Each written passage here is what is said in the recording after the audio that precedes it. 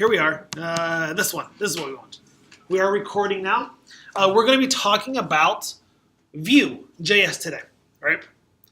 We've been talking about React. So let's kind of take a second. What do we know about React? It's front. It's a front-end framework. It's responsive. It's responsive. It can be responsive. State. You're managing something called state, right? What is state?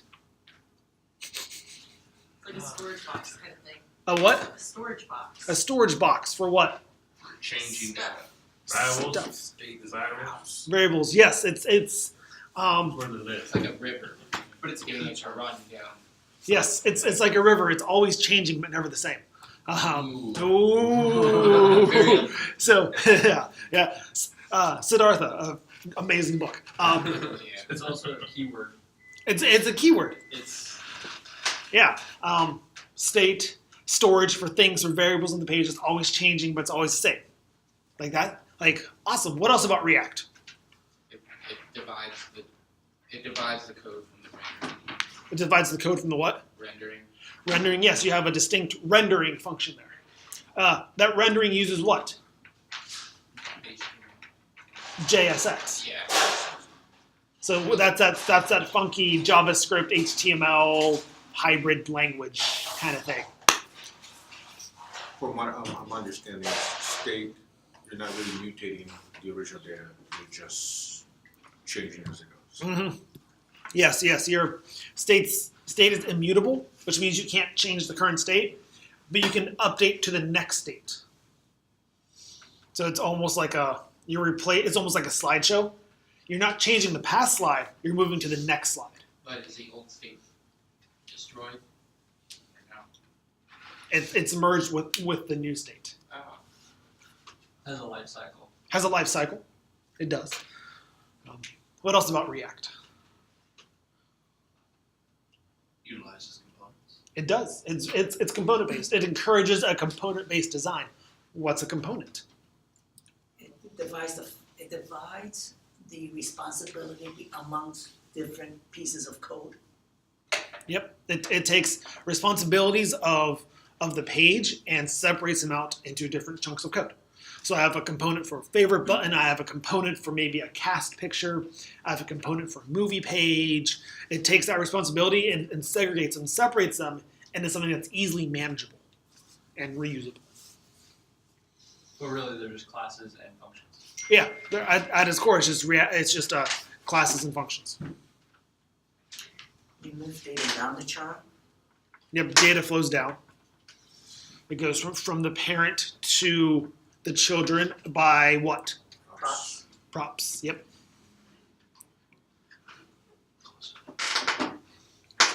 So that's actually pretty awesome. Yeah, I mean, y'all know a lot about React. Like those are all the core concepts of React. And thankfully, a lot of those concepts also carry over to Vue.js. They both use the virtual DOM, which we didn't really explicitly say yet. They both is a component-based architecture, component-based things. Props are a thing. What is the virtual DOM? You said virtual DOM, right? As a render? Yeah, it uses a virtual. So what's the DOM? First off, let's go back to week 2. What's the DOM? The Document object model. Document object model. And what does that mean in layman's terms? Screen. The screen. It's the HTML, right? It's what's there. So React and Vue both use what's called a virtual DOM, which means that they don't directly interact with the HTML themselves, is that they have a hidden DOM that you're actually working with. That way they can optimize changes and optimize updates and optimize rendering. So you're not working directly with the page, you're working with something that represents the page. So you're working with a middleware type of You're working with, an intermediate? yeah, so it's a good way to look at it. I'm trying to think of a good real world example.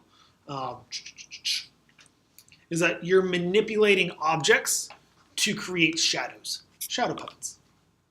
Is that instead of actually like instead of working with the shadows directly, you're working with something that creates the shadows. So It's essentially they're done because React itself is only in the rendered view Mhm. in that video that we saw. Yep. The stack. Exactly. It's React is handling all that rendering for you by the way of the event loop, and it's doing it in an optimized way. We don't care exactly how it's rendering, right? Like it's just going to render stuff for us. We know that's going to happen at some point in the near future whenever things update. We know that set state is asynchronous. So yeah, that's that virtual DOM really coming into play for us.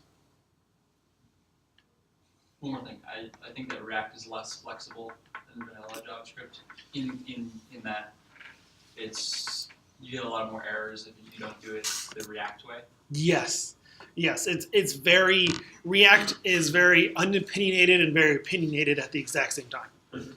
Yeah, and so whenever we say software is opinionated versus unopinionated, what does that mean? At least It's so. particular about its opinion. Yes, it's particular about how to do things. It forces you to. Yeah. Yeah, React doesn't force you to do any things in a particular way, but you need to still think in a React way. So you can set up, yeah, what? Structure? Yeah, so you can set up your React app in any sort of structure or something like that, and it will still work as long as you're using components. As long as you're still passing props around, you're still using state, you're still thinking that React kind of way, it really doesn't care. So it's very unopinionated, and it's easy to shoot yourself in the foot using it. Some developers like that freedom, some developers don't like that freedom. Whenever we get to Ruby on Rails is a very opinionated framework. That means like, oh, you want to do X, here's how you do X, and this is the way to do it. So that's awesome, right? It's almost like following a recipe. Like if I want to create a simple CRUD app, I'm going to do this, and bam, that's it. That's awesome, right? Just out of curiosity, wouldn't that be the same for an object-oriented language? Potentially, yes. Yes. So like object-oriented languages like .NET and Java are very opinionated about how they handle things. Some of their frameworks are less opinionated about how they handle what's going on. So like in the .NET world, there's something called ASP.NET, which is opinionated. It tells you kind of like, if you want to do things, here's how you do it. But in the .NET world, there's something called Nancy, which is a very unopinionated web framework. That just kind of gives you, here's the structure, I don't care about the rest.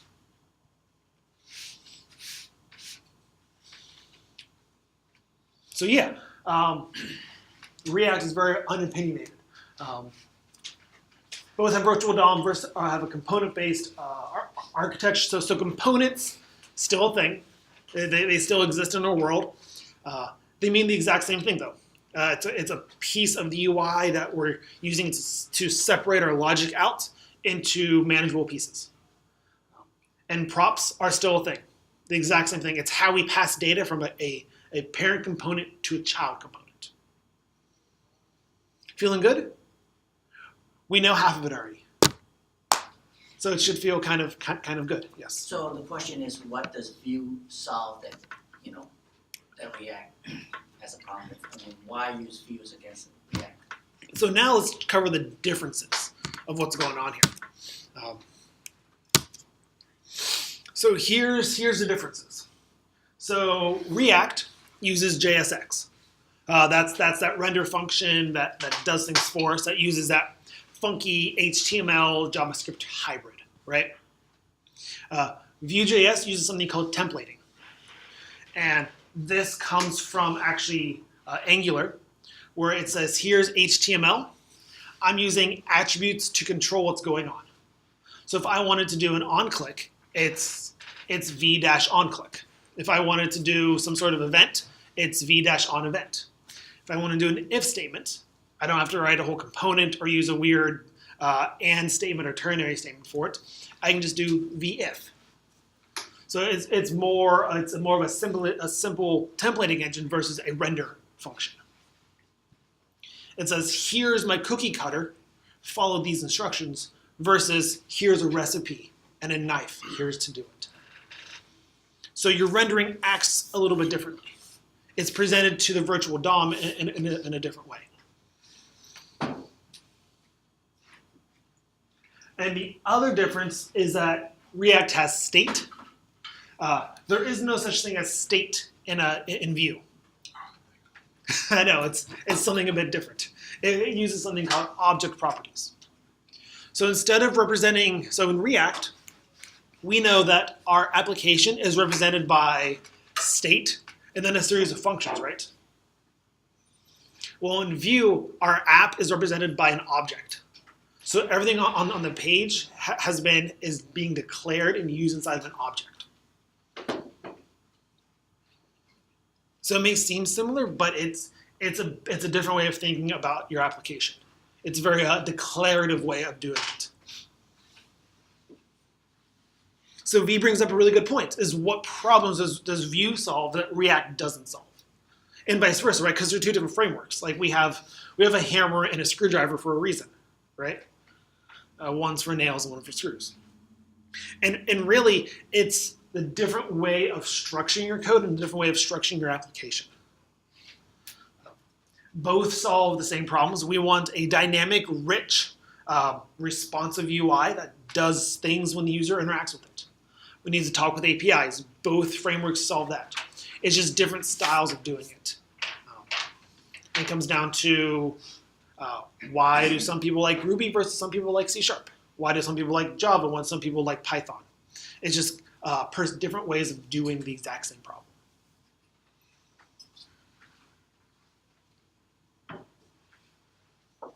How are we feeling so far?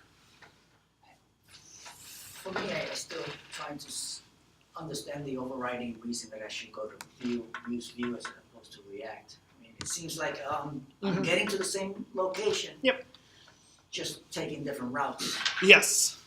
React, and probably the core principle is what we'll see here in a second, is that React is very functional programming based. We've mentioned functional programming before a little bit, right? Does that may have a good working definition of that? We can kind of work on that. As far as I understand it, everything is a function. Everything, no matter what you do, it is a function. So there's a method behind it. So functional programming comes to us. You're close. You're not wrong. Functional programming comes to us by the way of lambda calculus. Who's heard of lambda calculus? Any real math nerds in the audience today? Michael, have you heard of lambda calculus? I did Yeah. biology degree. Yeah, lambda. Lambda? Yeah. That sounds like a Is song. Lambda, lambda, lambda. Yeah. The 1950 songs. Well, I think of lambda as the symbol in like science. Yeah, it's a. Yeah, it means a function, right? It means like something happening. Fire reactor. Yeah, I'm gonna take your word on that one because that sounds like chemistry, and chemistry was my worst subject. But yeah, it comes from us this idea that everything can be done with functions, and that our app is inherently stateless, and all of our data is immutable, and functions are treated as first-class citizens. So we think in a function-first mentality. That's why in React, the render is a function, right? It's saying here's just a series of functions that we're going to be using. What's that versus? Is that versus object oriented? Yep, versus object-oriented concepts. So in React, even though we use state, our apps are actually stateless, right? We're just passing the state from one set of functions to the next. So like that river, we're passing data down, and our app is always growing and changing. So we never have like a concrete, what's the current state of the app? I know it's weird that we use the word state for it, but it is stateless. Conversely, Vue follows a more object-oriented approach. So that means we have a stateful object that controls and houses all the properties of our app. So this would feel good for you if, remember those couple days in week 3 we did object-oriented programming? Made new classes, made a new dog class, made a new cat class, made a new house. If you like that kind of stuff, you'll like Vue. Versus if you like functions, you'll like React more. Does that mean that with Vue, you know the state of the application at any given point? Mhm. Yep, and each component is its own object. It sounds like it's a lot less abstract than React. It can be, yeah. It really can be. So just out of curiosity, Mhm. so in React, we had a state. Yep. But if we wanted to somewhere down the road Mhm. change something based on the state, we couldn't depend on the state because we didn't know what it was asynchronous, and because of Yeah. that we didn't know when it was going to change. Mhm. We wouldn't have that problem with V. Right. We don't have this dot set state over here. We don't have anything like that. It's just like, hey, give me the current value and then update the value. And then updating a value sends out updates to the entire app. React has something called one-way binding. So one-way data binding says, hey, it's a set state thing. Something happened inside of my JavaScript. I want to update my HTML, and that's it. We have a one-way flow of data, right? Conversely, over here in Vue, we now have a two-way flow of data. Every time something changes in my JavaScript, update my HTML. Every time my HTML updates, update my JavaScript. So you remember how we worked with input boxes inside of React, right? It was always a bit weird. It seemed like a lot of work. Because we had to listen for the update event, we had to change what the value was in state, and then rerender the page. That doesn't happen. In Vue, we just go, hey, this input box is tied to this JavaScript property. Whenever this value changes, update it in the UI. Whenever this value in the UI changes, update it inside of the JavaScript. So it's very two-way. So that's where our app has state comes into play. So I have a scenario. You know, we got one and then two. Who's There would first? be, Yeah, go ahead. there would be times where you'd see dot bind Yep. this. Is that a way to have React be two-way binding? No, It's so a different thing. yeah, that binding is controlling what the value of this is. And that's why we use the arrow Yep. functions? Yep. And you'll notice that we used arrow functions here a lot, right? Arrow functions are almost non-existent over here. We're always going to be using the ES5 way of writing functions, using actual word function. Which is it's not bad, it's just different. You mean in Vue? In Vue, yes. So this weekend I had a search bar, and I wanted to put it on the nav bar on the top, but I couldn't figure out quite how to pass it down. Mm-hmm. What was in the search bar to my components. Mhm. So you're saying with this, it would just update it automatically? So yes and no, that's a different problem. The problem that you're running into with that is complex state management. That's where libraries like Redux or Flux. Flux, yeah. You know, it's not Flux, it's a VUEX over here for the Vue side. Mhm. It handles Oh. that kind of problem. Alright. So yeah. Still an issue. Still an issue over there. Yes. But yeah, the whole like complex apps, still have complexity over here as well. It's just a different type of complexity. That is a bright projector. I don't like it. I liked my other projector where like it came up to here on me. I can walk Maybe back we and should forth. stare it in the face. Yeah, right. I'm now restricted to my corner, which is okay. So yeah, how are we feeling so far? That's it. Yeah. So Boss. what? I just said ready to learn, boss. Good. So what does a Vue file look like?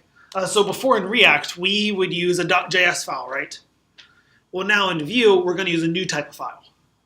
It's a .vue file, .vue file. Why do we use a .vue file, a .vue file?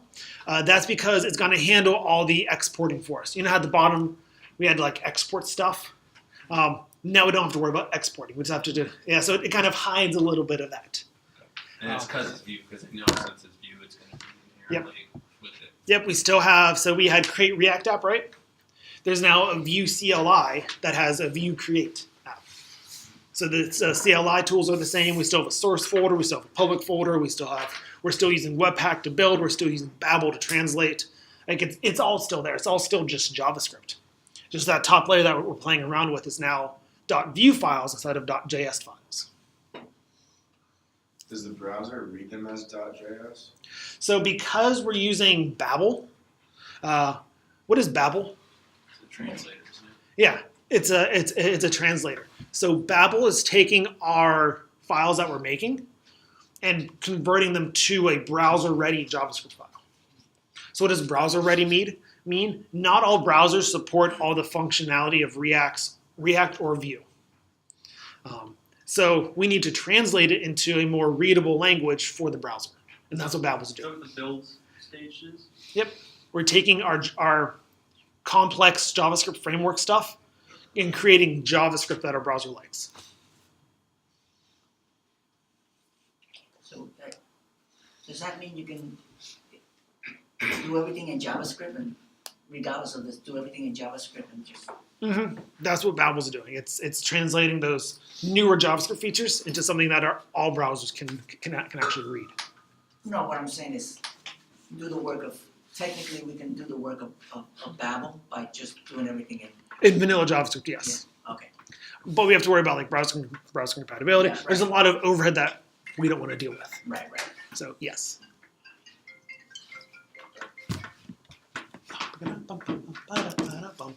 So in a view file, there's 3 different components. So there's actually 3 different tags inside of a standard view component. There's the template, there's the script, and there's the style. So inside of a view component, we're saying, hey, what does it look like? How does it behave? What is the style for this component? Is it just HTML, JavaScript, CSS? Yep. So instead of having our CSS in a separate file for each component, instead of having our HTML and JavaScript combined in JSX, we're saying here's the HTML, here's the JavaScript, and then here is the CSS. Does that mean the data is flowing upward? Because you're gonna make a function that's gonna render on the HTML above it. So no. So it's not flowing upwards because it's all in the same file. You're referencing v dash whatever Yeah. in your HTML stuff. Yep.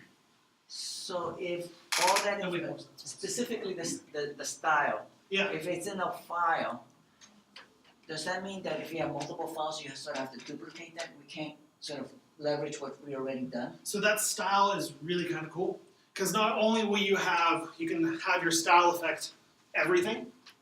So you can say in each component, hey, all H1s have a background color of green. You can also scope this style to be just for this component. So you have the option to scope to style everything or to style just whatever's inside of it. That is cool. And the same thing for script and so forth. So for the file, the template section, it's a template tag that has HTML inside of it. Now you notice that we have double curly braces, right? That's going to replace our single curly braces. That's just saying that, hey, we have some value inside of our app called person that we want to put on the page here. That's it. As opposed to this person? Nothing too crazy, right? You don't have to say this. We're saying, hey, put my person here. Now my view app, inside of my script, says, well, this is not the right slides. It's fine, it's good enough. So this is the script section of my view file, all right? This says how does my app behave. This creates for myself a new view app. So I'm saying, hey, I'm making a new component. Its name is name of component. It has one property called name. It has some data attached to it, and it has some methods. So it's a very declarative language. It's a very declarative framework. Instead, whenever we do this in React, it's kind of things in a React kind of way. We'd have a new class, right? A new file called nameofcomponent.js. Inside of it would be a class called nameofcomponent. We have to export it. The props that component has We don't define anywhere. We just kind of trust that people are going to pass us the right data. So it's a bit more explicit that way. That data is where we're defining everything that we want to go on the page. So if we wanted to make this for the template on the last slide, we'd have to put person there. And that's just an object. Where would we put? Data, right? Your return? Yep, Oh. right here. And then the methods is where we put all of our event handlers. So our clicks, our blurs, our hovers, our key bindings, our form submits, everything there goes right inside of the methods. Can you just make a long file? It doesn't have to be. I mean, the same way that React files can get very long. It's could be a long file, but if you split it into components, it's not that long. Okay.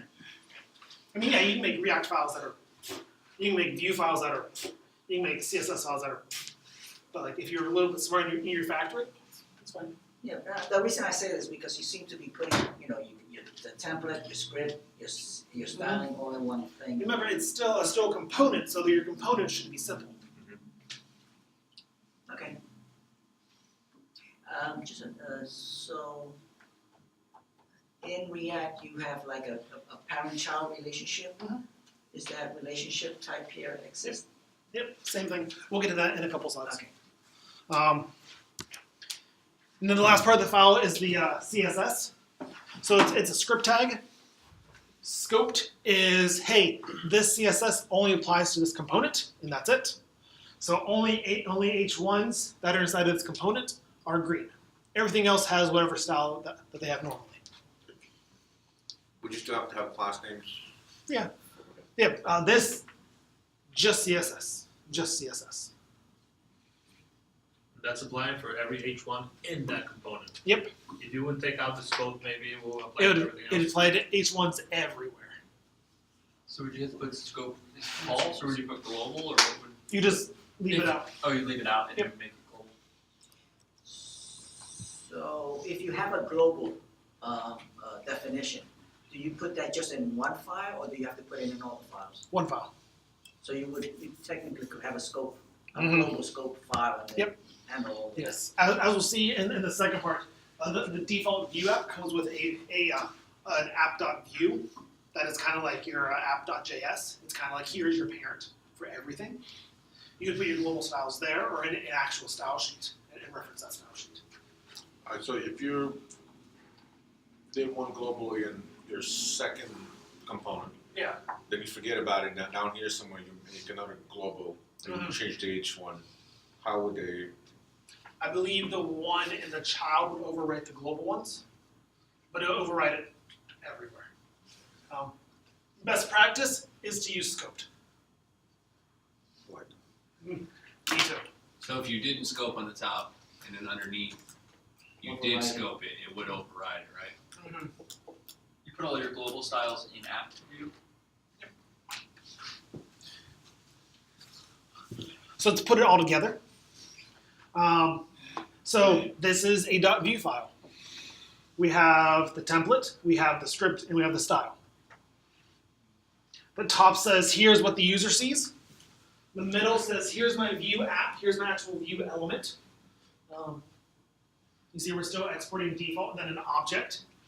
Name, welcome message, it has one prop called person, and it's a string. You kind of do a little bit of type safety there, type checking. Chris jumped up a little bit.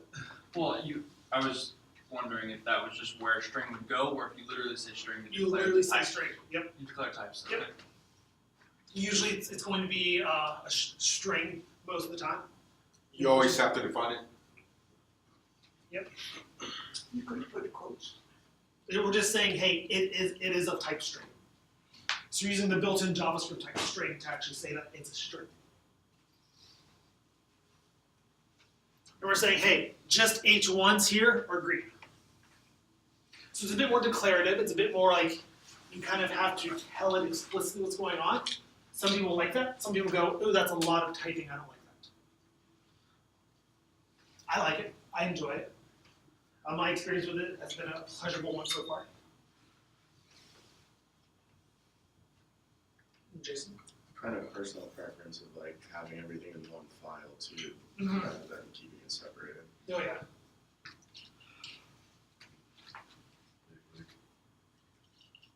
So how would the data flow from the script? Like a circle? You would loop back to. So this is where the two-way data mining is happening. So anytime person changes down here, this will be updated. So in a sense, the data is flowing up just because the template is above the script. If the template was below the script, then it'd be flowing down in that sense. Does order matter? Oh, okay, so. Yeah. Convention. Convention is template script style. And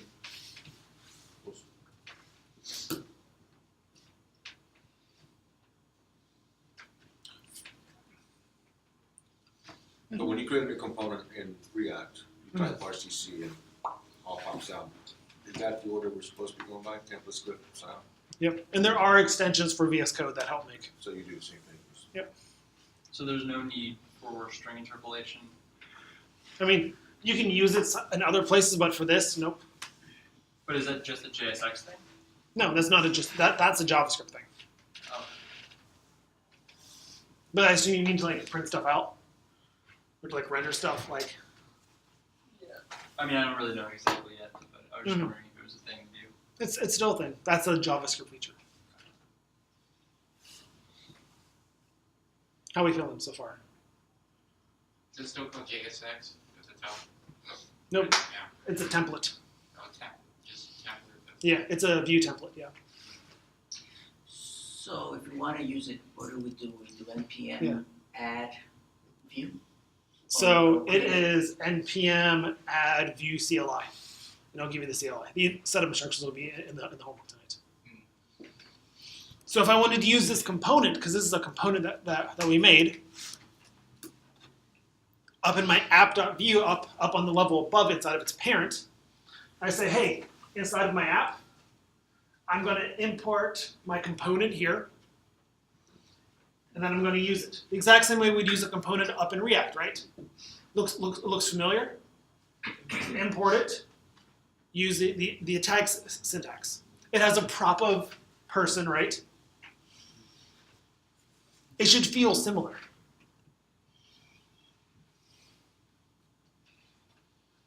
You said this is like the main page, like after. Yeah, yep. What does the name attribute do? Target's right here. We're just naming this component as app. And in the previous one, what did that look like again? It wasn't there. It was there. It's a welcome message. So you're saying that the div on the template would need to say ID is welcome message? So those don't need to be the same. Right. But they are in this case. Yeah.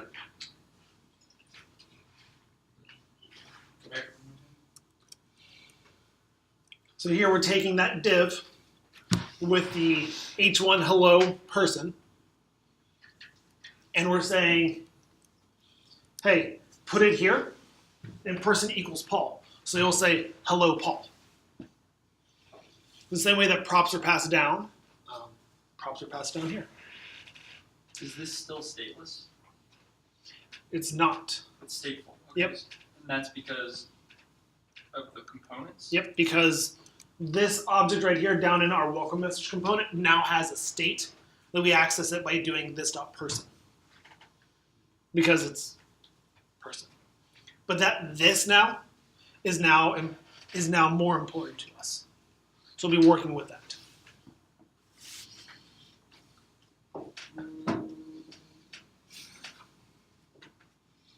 So can you elaborate on stateful? Yeah, so it's stateful versus stateless. So React is one of the in React we have our state, and it's gonna get a little weird using state to describe stateless. But it's just kind of, hey, we're just making stuff. It's kind of like a funnel, right? We're not really storing anything anywhere. We're just saying, hey, produce this. Hey, produce this. This, however, it's storing stuff, but it's also actively being there. So there is a current state and a current current values, what's going on, current routes, and what's happening, stored and being always living. Versus React, which is just a process.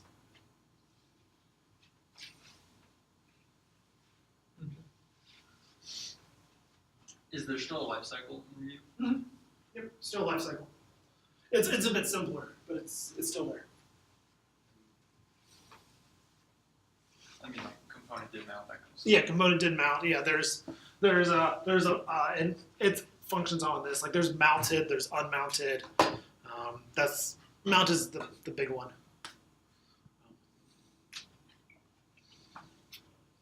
Which we'll get to more of that tomorrow.